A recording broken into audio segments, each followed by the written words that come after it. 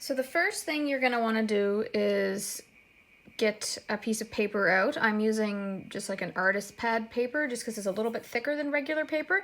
But if all you've got is regular paper, I'm sure you'll be fine too. It just might curl a little bit, so you may want to flatten it out after it's completely dry.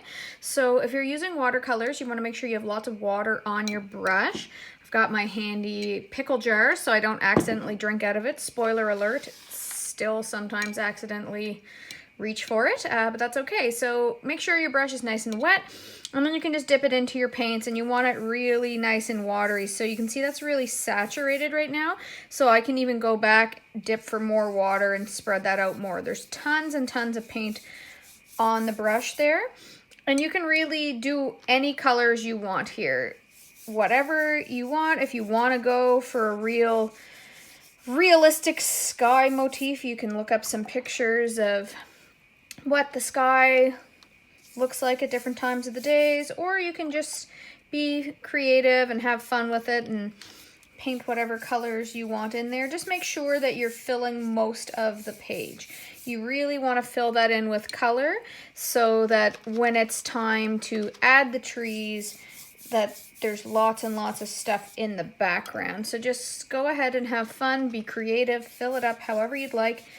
Try to get right onto the edges there, and what I sort of do is I'll start kind of lines and then I'll start mixing it all together, and you'll see when it dries it will look really nice. So just go ahead, be creative, do whatever you want here, and once you're all filled up, once the paper's all filled up here, you can just let it dry for a little bit and we can move on to the next step. The next thing you want to do is grab another piece of paper and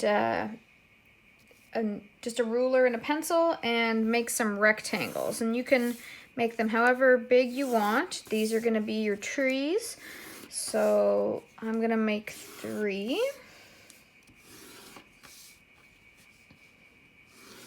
There you go.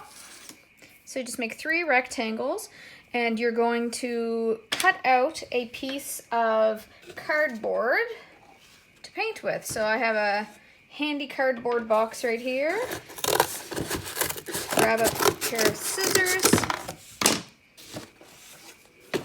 And you definitely don't need a piece big and long like this. You're gonna dip it in paint and pull it across.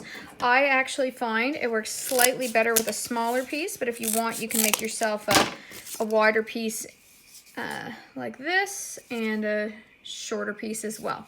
And you'll use these, you're gonna dip them in black and white paint, or just black, whatever you sort of prefer. And we're going to just dip it in and then drag across. So as you can see, I've already been into this paint. What you're gonna do is dip it, and really less is more in this situation. You don't want it to be coated with paint, because you just dip it in so that it's got some paint on it, and then you press against and pull across. So this is what it looks like when there's not a lot of paint. This is what it looks like when there's a lot of paint. So the reason I have the white paint out is because if you do this, you can then dip it in the white paint and kind of self-correct. What I would suggest doing, if you make a mistake like that, and you want to make it a little less black, is get a whole new piece and then go for the white, because it'll give you a little more gray. When it dries, you can then add more or less, whatever you'd like. But for now, let's stick with the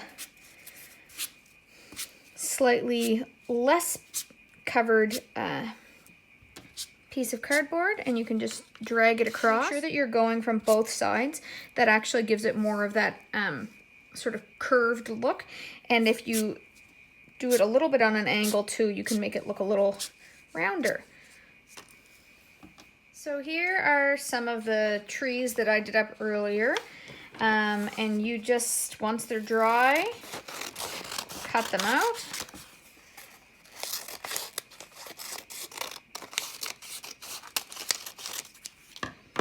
And then if you notice you have any of the little spots here where you didn't quite pull your piece of cardboard across, you can just trim it up. It doesn't have to be perfectly straight, because we know trees aren't perfectly straight, so you can give it a little bit of a curve when you're cutting it out. Now, if you want to make a branch, I would just cut up one of your extras, and then you can just cut little thin strips like this. And then when it's time to glue this onto the dried background, you can attach it on and you have a branch. So now that the background is mostly dry, you're just gonna grab a glue stick and take one of your little trees that you cut out. Put some glue on the back.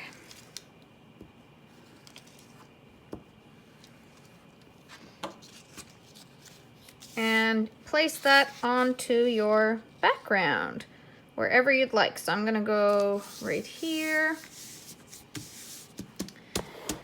And I'm gonna add some of my little branches I did.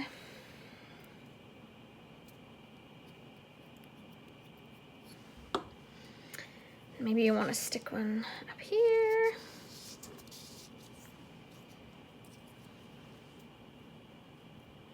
And you just carry on like that. Once you get that first tree down, you can add more, however many you'd like, however many will fit. You can add branches, however you'd like as well. If you would like to make it a different season, you could always add some leaves onto the branches here, or maybe a bird in the sky. Really just make it your own, have fun with it, be creative, and enjoy. Thanks for following along.